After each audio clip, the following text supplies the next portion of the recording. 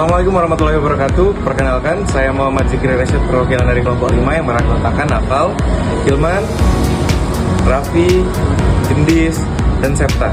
Di sini ingin mempresentasikan tentang video kami yang membahas tentang kebudayaan songket di Palembang yang hampir punah. Selamat menyaksikan. Nah, kita udah sampai nih. Sekarang kita sedang berada di lokasi Museum Songket Zainal. Tempatnya ada di mana, Dek? Di Jalan Ki Gede Surun di Kota Palembang dan sudah didirikan tahun 2014. Mana? Penasaran kan kelanjutannya? Ikutin kami. Ya, bro. Udah dong. Jauh banget. Jauh banget.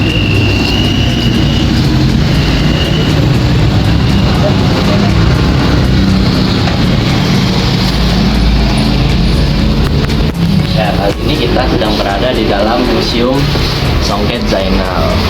Langsung aja kita wawancara ke pihak museumnya. Nah, ini dia beberapa koleksi songket dari Museum Zainal Songket yang ada di Palembang ini. Ada berbagai macam motif serta warna yang sudah ada sejak beberapa ratus tahun yang dahulu kala. Songket-songket ini diturunkan turun-temurun dari generasi ke generasi dan terus dilestarikan oleh pemilik songket tersebut. Ada berbagai macam jenis yang bisa dilihat di sini.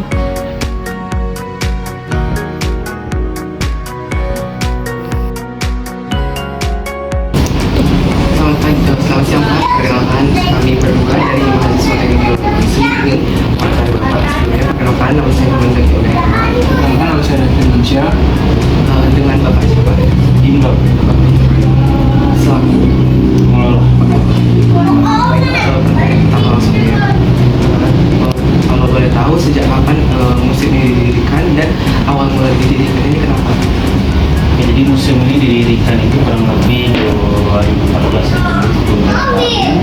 Didirikan atas prakarsa Pak Nino sendiri, ya, keinginan beliau, yang dimana waktu itu beliau melihat Palembang ini salah satu penghasil kain songket terbaik di Indonesia ya.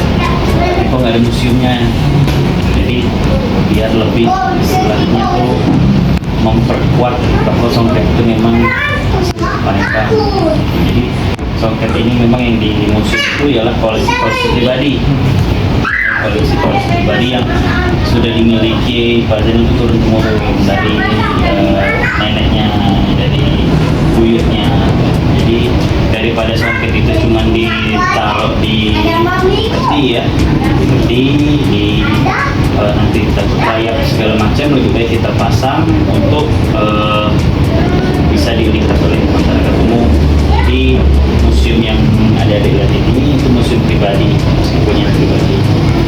Kalau kan museum kan, berarti ada pengunjung. Kalau menurut pengunjung yang datang itu melihat songket-songket ini gimana Pak? Ya, alhamdulillah museum ini sudah banyak dikunjungi ya. Mau anak sekolah, mau dalam daerah Palembang, luar negeri pun sudah ada yang berkunjung ke sini. Dan mereka luar biasa, mereka terkesan ya, karena mereka bisa melihat rupanya songket ini sudah ada ratusan tahun yang lalu. Kan di dalam itu sudah usianya itu rata-rata sudah di atas 200 tahun semua.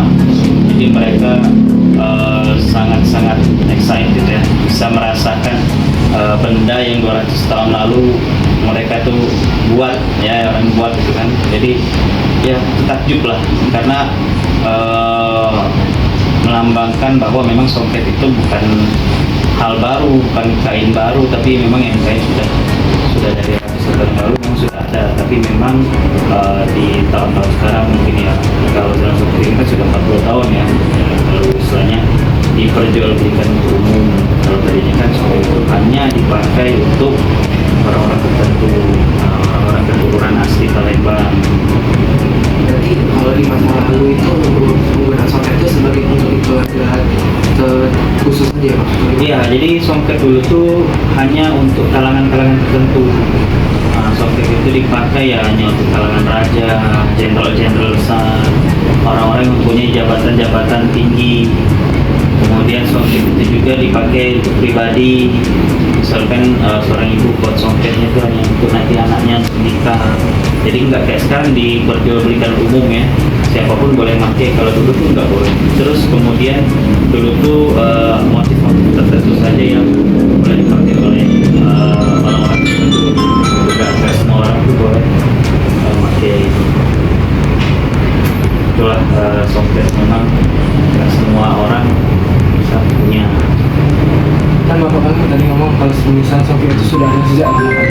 Nah, menurut Bapak sendiri perbedaan songket yang zaman dulu dan zaman sekarang itu ada perbedaan atau gimana? Kalau untuk motif itu sama, karena di Palembang ini ada kurang lebih 32 motif ya songket.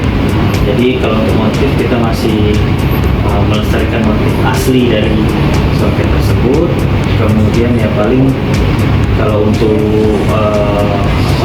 hal-hal barunya ya kita mengikuti tren itu. Misalkan tren dari segi warna, ya, dari segi benang emasnya, yang tadinya benang emas sudah ada benang silver, sudah ada tembaga. Yang tadinya warna songket patungnya itu warna marun dan gold, sudah ada warna pink, warna biru. Jadi kita zaman. Kalau nggak gitu ya nanti kan kaum atau generasi muda ini nggak ada. Nah, Pak, kalau misalnya ini kan tentang museum pribadi ya Pak, apakah peran dari pemerintah yang juga ikut melestarikan songket di daerah ini Pak, ataupun di Palembang ini Pak? Kalau peran pemerintah itu ya kalau kita sih selalu pribadi ya. Selalu pribadi. Berarti peran pemerintah belum masuk di sini. Masuk dari sedikit. Lebih banyak kita pribadi. Kayak museum ini kan kita pribadi. Nah, pengelolaannya juga, penjagaan, perawatan barang warga itu kita pribadi semuanya. Itu ya dari pengunjung tadi. Perawatan. Kemudian yang kita tahu juga kan museum ini kan ya kenapa walaupun ada AC situ kita nggak ikutin AC-nya karena untuk menjaga suhu ruang, karena kita takutnya nanti dari dia dingin kemudian kita matikan lembab ya, udara itu jadi masuk ke serat-serat kain, nah itu mungkin akan buat kain itu makin laku. Jadi kita memang pakai suhu ruang di situ. Kalau dari Bapak sendiri, apakah ada pesan-pesan untuk para masyarakat mengenai tentang budaya songket? Ya, pesan-pesan kita sih terutama untuk generasi-generasi sekarang ya, karena nanti ya mereka-mereka ini lain bakal menjaga atau terus melestarikan songket ini kan, jangan sampai songket ini nanti hilang, punah, nggak ada lagi, digantikan dengan sesuatu yang baru kan. Kemudian yang pada masyarakat juga, kepada generasi muda sekarang ya, kalau saya mulai cintai budaya lokal, produk-produk lokal. Karena apa? Karena ini saksi ya, ini kenyataan bahwa orang luar itu sangat cinta dengan produk kita. Dia kalau kita ada kunjungan dari orang Belanda ya, Belanda sama orang Taiwan itu sini, mereka luar biasa. Di negara mereka nggak ada lagi orang buat songket tradisional itu, nggak ada lagi. Mereka kok bisa sih masih ada kayak gini, kok bisa gitu di zaman modern gini serba alat canggih kok ada gitu. Itu luar biasa. Kata mereka juga ngomong ya ini salah satu harta penting yang harus dijaga gitu. Jadi jangan sampai kita ngeliat songket ini kuno ya begini, jangan, karena orang luar itu sebenarnya sangat ini tertarik. Kalau kita ngomong kuno ya nanti suatu saat ya kita nggak menutup kemungkinan negara lain mengambil, ya jangan salahkan ini ya, ibaratnya gitu kan, ibaratnya kita ada kebudayaan, ada sesuatu, kemudian kita masa bodoh dengan sesuatu itu, giliran orang mengambilnya kita malah ribut, itu nggak ada gunanya lagi kalau ada diklaim orang kayak gitu. Nah itulah makanya sebelum diklaim kita harus lebih melestarikan, mencintai budaya lokal segala macam. Jangan selalu menganggap budaya lokal itu kuno, remeh, karena orang lain aja kepengen. Jangan kita terlalu mencintai produk luar itu yang kita pengen pikir nanti songket ini levelnya naik ya, mancanegara. Kita kan sudah dari zaman Songket itu sudah mengenalkan Songket itu ke 33 negara. Terakhir kita itu bawa ke Finlandia. Luar biasa. Mereka tuh sampai terheran kok ada sih di tahun 2024 nih, untuk tahun kemarin tuh ada orang yang masih buat kayak gini tuh. Heran mereka ini. Sedangkan di negara mereka tuh ya sudah serba alat, teknologi semua. Sampai bingung mereka. Berarti kamu kata sana di dutaan sana bisa bingung berarti negara kamu mempunyai harta yang sangat bagus. Nah itu. Dan kita di sini ngomongnya kuno. Itu jangan sampai ya hilang lah nanti kan. Itu aja sih kita selalu ngakalinnya mengikuti warna tadi. Apa yang warna viral ya kita ikutin. Kalau kayak dulu kan warna lilac ya kita buat Songket warna lilac, warna hijau sagu kita buat. Jadi jangan sampai generasi muda itu ngomong ah sudah kuno. Itu terus biar nanti ada regenerasinya. Sayang kalau hilang. Karena Songket Palembang ini Songket terbaik yang Indonesia.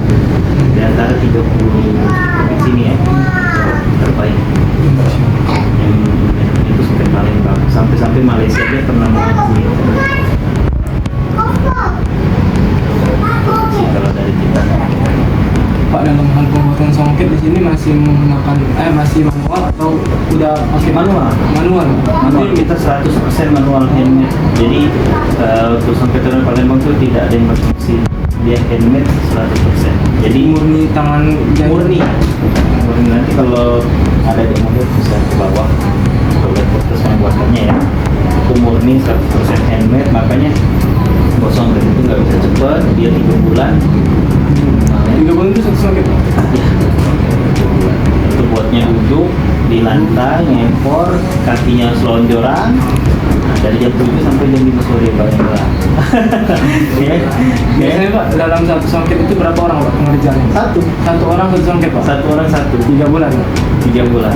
Luar biasa. Jadi effortnya luar biasa mereka. Itu yang kita hargai karena itu karya seni. Dimana kalau sesuatu yang dibuat dengan karya seni, dibuat dengan tangan itu secara manual pasti memiliki nilai yang tinggi. Sama kayak orang lukis loh. Kalau orang lukis kan ada yang sampai ratusan juta. Nah, dia kan bukan dihargai bukan lukisnya tapi inspirasi idenya. Sama kayak orang yang dihargai bukan apa benangnya tapi idenya, inspirasinya, effort dia untuk buat 3 bulan itu dihargai. Kalau untuk bahan yang dihasilkan dari songket ini Pak, berhasilnya Kalau kita sutra itu dari luar, Cina, dari India. nanti produksi itu udah masuk ke dalam museum ini Pak. Berapa? Kayak apa tuh yang tadi kan kata Bang tadi kan yang kayak Bahan dasar sutra ya. Ya dari dulu karena songket ini kan sebenarnya dibawa dari para pedagang Cina, pedagang India, pedagang Arab. Kemudian diserap oleh masyarakat sekitar. Makanya adalah kain songket tadi. Songket itu sudah dari zaman kerajaan Sriwijaya. Sutranya dibawa dari tadi. Sampai sekarang, berarti berapa ribu tahun masih dari sana. Makanya di ada Palembang ini kalau di pernikahan pengantin itu ada 2 baju kan. Satu Aisan Gede, satu Pak Sampo. Aisan Gede itu dia mengambil dari kebudayaan Cina. Dia pakai mahkota, pakai gelang-gelang emas, itu kan kayak raja-raja Cina gitu. Kemudian yang kedua itu Pak Sampo. Pak Sampo itu apa? Baju kurung tertutup. Yang cowok pakai baju kurung tertutup, yang cewek pakai baju kurung tertutup. Nah, itu dari Islam masuk ke Palembang. Jadi itu yang ada pengaruhnya. Jadi nggak semerta-merta ada 2 baju itu nggak, itu ada sejarahnya, ada budaya yang masuk ke Palembang yang diserap oleh masyarakat sekitar. Jadi bukan tiba-tiba ada songket, enggak. Itu dari budaya luar yang masuk yang diserap oleh masyarakat sekitar.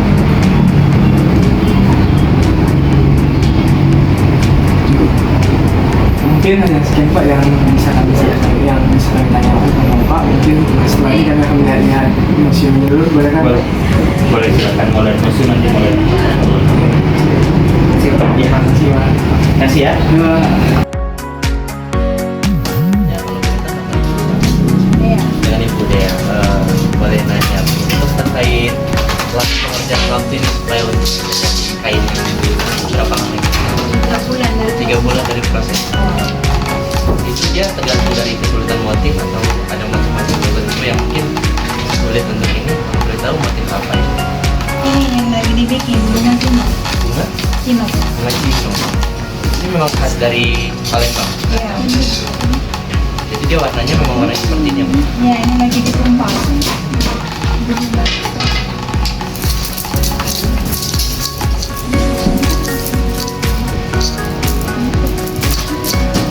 Untuk benangnya ada benang khusus.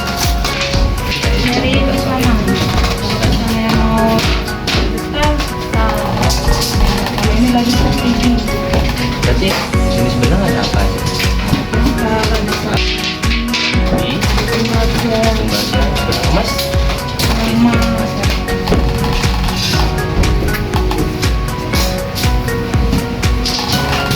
mungkin itu aja Bu.